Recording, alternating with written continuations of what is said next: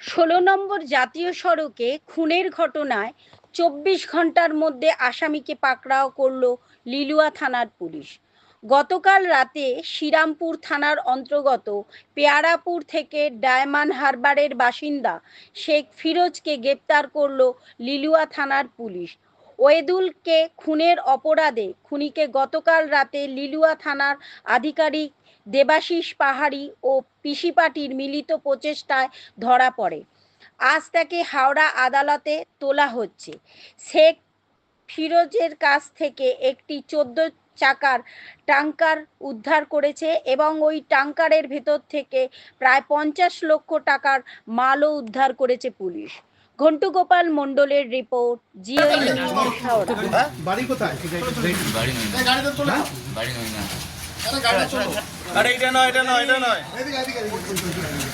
বিহারি। আসো ও তোমাকে, তুমি ওকে চিনতে যাকে মেরেছো? বন্ধু হয়, বন্ধু। নিজের চলুন, বন্ধুকে চলুন, নিজে চলুন। নিয়ে দিচ্ছে। নিয়ে চলে যা মেডিকেলটা ওর বাড়িতে কে কে আছে যাকে মেরেছো? ঠিক আছে। তোমার